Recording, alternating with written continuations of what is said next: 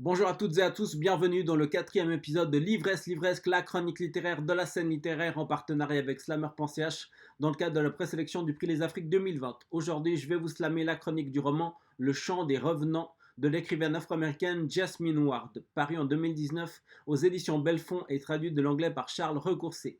Cette chronique a été écrite par le journaliste Ndongombai. Ce roman, très faulknérien, raconte plusieurs histoires, une histoire d'amour et de haine, une histoire d'initiation et de transmission, une histoire d'éducation, une histoire de relations très fortes entre morts et vivants, entre croyances et religions multiples et différentes fondues dans le magma du syncrétisme religieux. Toutes ces histoires et les personnages engendrent une histoire puissante et envoûtante dans ce livre coup de poing, qui est en même temps un délicieux et énorme coup de cœur. L'Amérique noire et pauvre nous y est racontée comme en une tragédie grecque antique. Ce récit est celui d'un road bad trip à travers les profondeurs et les bayous d'un sud dévasté. À travers ce chant polyphonique à plusieurs voix, de vivants et de morts, Jasmine Ward nous raconte l'Amérique noire, surtout le Mississippi, en but à des mots pluriels qui ont pour nom racisme primaire, injustice, exaction gratuite, misère, mais aussi amour inconditionnel, tendresse, force puisée dans l'énergie des racines et de la famille. Le personnage pilier Jojo, en fait, Joseph n'a que 13 ans, mais de par une expérience précoce de vie, il est déjà l'homme de la maison, à qui son père a tout appris. Nourrir les animaux de la ferme, s'occuper de la grand-mère qui est en train de mourir d'un cancer, écouter les histoires formatrices et surtout veiller tel un père et une mère réunis sur sa petite sœur, seulement âgée de 3 ans, Kayla, en réalité Michaela. Mais quid de la famille du côté de son père Michael qu'il connaît peu, d'autant plus qu'il purge une peine au pénitencier d'État. Ces grands-pères-là, riches blancs, n'ont jamais accepté que sa mère noire, Léonie, fasse des enfants à leur fils. Il faut dire que sa mère Léonie n'avait que 17 ans quand elle est tombée enceinte de lui. Mais comment être une meilleure mère quand on cherche la paix et le réconfort dans le crack et des drogues diverses et destructrices? Ou alors ne serait-ce pas plutôt pour retrouver son frère Given mort, donc son fantôme qu'elle voit à chaque shoot, de plus tué par un cousin, Michael son amoureux, alors qu'il n'était qu'un adolescent. La libération prochaine annoncée de Michael, Je rentre, va être l'occasion d'un voyage digne des plus célèbres road movies sur les routes du Mississippi et sur la Highway 49. Hélas, cette autoroute n'est pas la fameuse D66, ni le départ des belles odyssées comme celle de la Beat Generation. En embarquant sa collègue, amie et compagne de prise de drogue Misty et ses enfants dans cette aventure, Léonie ne sait pas qu'elle va au-devant de plein de dangers, de fantômes et aussi de promesses. Le choix de l'auteur par le biais de la densité des personnages, c'est de rendre compte d'une réalité historique et sociale têtue et de peindre les sentiments et les drames les plus intimes tout en donnant à cela la force du désespoir, mais aussi l'universalité des grands récits fondateurs comme les épopées. En mettant dans la bouche de Jojo qui a 13 ans, j'aime bien penser que je sais ce que c'est la mort, j'aime bien penser que c'est un truc que je peux regarder en face. Puis, je veux que papy sache que je peux me salir les mains, aujourd'hui c'est mon anniversaire. Jasmine Ward nous campe un héros positif d'une dimension herculéenne. Sa stature de maturité précoce et de personnage héroïque, Jojo l'a puisé de l'initiation du grand-père, de la transmission de savoirs divers et de la quête permanente de l'équilibre dans la nature et dans la nature humaine. Le papy lui-même est dépositaire de toute cette mémoire transmise. Mon père m'a un peu appris avant de mourir, il m'a appris à chasser et à pêcher, à m'occuper des animaux, il m'a appris des choses sur l'équilibre, sur la vie, donc sur la responsabilité de l'être. Là où vit la mort, vit la mémoire. Comme le dit cette citation de l'auteur en exergue à propos d'Endora Welty, dans Le début d'un écrivain. La mémoire est une chose, elle aussi en transit, mais durant ce moment, tout ce qu'elle contient se rassemble et vit. Le vieux et le jeune, le passé et le présent, les vivants et les morts. C'est dans ces antagonismes, ces contraires que se joue et se trouve la puissance de ce roman. Tout est entre les deux pôles que constituent l'humanité et l'inhumanité. Tous les personnages, Jojo, Léonie, Michael, Papi, Mami, Misty, Kyla, Big Joseph, naviguent entre ces deux espaces.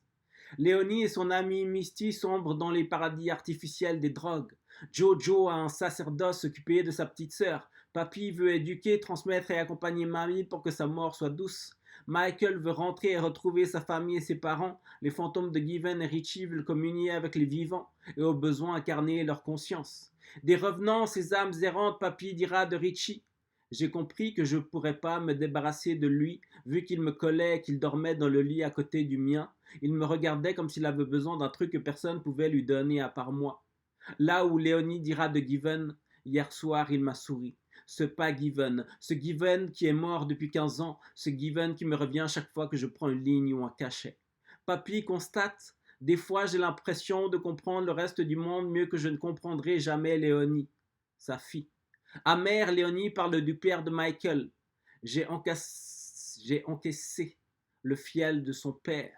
Je l'ai laissé passer à travers moi parce que je me suis dit le père n'est pas le fils. Ce roman qui s'ouvre et s'achève sur la mort, analysé par Jojo et vécu par la mamie, raconte le quotidien avec son lot de drogue, de violence, de racisme, de prison ou pour les hommes qui font régner la terreur. Il faut qu'ils voient la peur pour avoir l'impression d'être des hommes. L'inhumanité de la bêtise humaine. Ce chant tragique, d'une beauté âpre, se veut sensible et poétique, parce que porté par une écriture lyrique, tellurique et suave. Là où les personnages sont blessés, désemparés, cabossés, mais profonds, les thèmes foisonnent dont la parentalité, les dures conditions de vie des Noirs du Sud, la ségrégation et les préjugés raciaux, les conditions carcérales, le pardon, la mort, la foi et les croyances. Tout cela servi par les diverses tonalités des voix qui racontent cette histoire, celle de Jojo, de Léonie, du fantôme, de Richie, de Papi, de Mamie, jusqu'à la petite voix presque inaudible, mais pleine d'espoir de la petite Kayla. En compagnie de Suffolk Faulkner, Billie Holiday, la poésie grecque de Homère, et entre virulence et douceur, révolte et recueillement, Jasmine Ward nous ouvre les portes de l'amour et de la tendresse. Jojo parle de son papy. Je suis la piste que papy trace sur la terre avec le sang des organes tendres, une piste qui indique l'amour aussi clairement que les miettes de pain semées dans les bois par Hansel. Même si les parents que Jojo a l'habitude d'appeler par leur prénom passent tels des ombres, quand il affirme péremptoire, triste et abattu, parlant de sa mère Léonie, elle me déteste. Sa mamie lui répond, non, elle t'aime. Elle ne sait pas le montrer, et l'amour qu'elle a pour elle-même et pour Michael, disons que ça n'aide pas, ça l'embrouille. Jojo et Kayla sont deux enfants qui se donnent mutuellement la lumière par l'intensité de leur amour. Quant à la relation amoureuse entre Léonie et Michael, elle naît de la tendresse. Durant l'une de leurs rencontres, il avait pile la bonne taille, et quand il m'a prise dans ses bras, son menton s'est posé sur ma tête et j'étais blotti sous lui, une place faite pour moi, parce que je voulais sa bouche sur moi, parce que dès l'instant où je l'ai vu traverser la pelouse pour me rejoindre dans l'ombre du panneau de l'école, il m'a vu. Il a su voir au-delà de ma peau café sans lait, de mes yeux noirs, de mes lèvres prunes, et il m'a vu moi. Il a vu que j'étais une blessure ambulante, et il est venu me panser. Au nom de l'amour et de toutes les amours croisées du roman entre frères et sœurs, grands-parents et petits-enfants, vivants et revenants.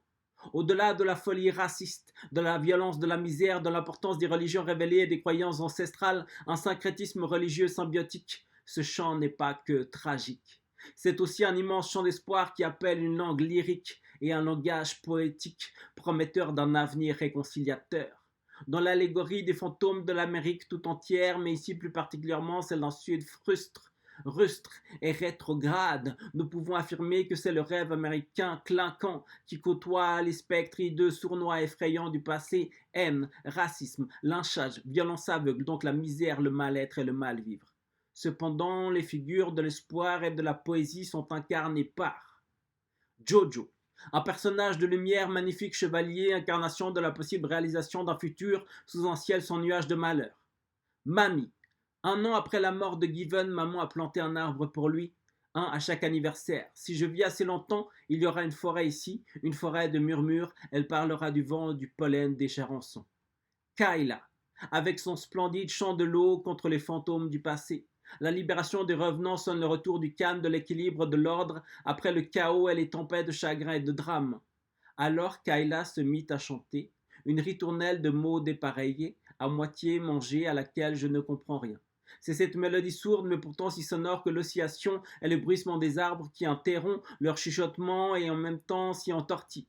Les fantômes ouvrent la bouche plus grand, leur visage se chiffonne, ils pleureraient s'ils pouvaient. Kayla chante plus fort.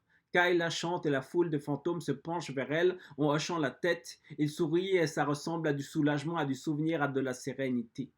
Cette annonce de saison de quiétude redonne de l'ardeur à Kayla qui pose les prémices de promesse.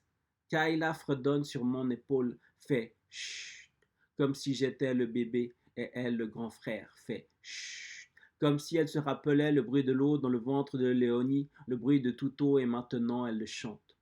On rentre. Ils disent on rentre. Retour à la source matricielle amniotique. En réalité, ce tonifiant chant est loin de toute tragédie. Elle se veut être le chant d'un retour aux valeurs de l'humanité, même si Jasmine Ward n'est pas dupe.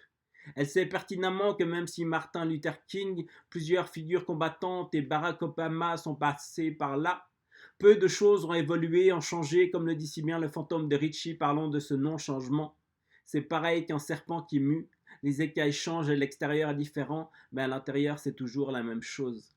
Dès lors, ce qui importe, c'est la réaction des acteurs, du peuple incarné par un monde complexe où l'on croit aux esprits, à la nuit qui rend fou, à la mauvaise humeur de la lune. Un monde où les morts ne sont jamais oubliés, c'est leur voix qui se font entendre, la voix d'un peuple qui certes souffre, certes se lamente, mais jamais ne se résigne. Alors, comme des notes de musique s'élèvent les vers du poète sénégalais Birago Diop dans Souffle, écoute plus souvent les choses que les êtres. La voix du feu s'entend, entend la voix de l'eau. Écoute dans le vent le buisson en sanglots. C'est le souffle des ancêtres. Ceux qui sont morts ne sont jamais partis. Ils sont dans l'ombre qui s'éclaire. Ils sont dans l'ombre qui s'épaissit. Les morts ne sont pas sous la terre, ils sont dans l'arbre qui frémit. Ils sont dans le bois qui gémit. Ils sont dans l'eau qui coule. Ils sont dans l'eau qui dort. Ils sont dans la case. Ils sont dans la foule. Les morts ne sont pas morts. Et si, tout d'un coup, s'élevait ce chant des revenants.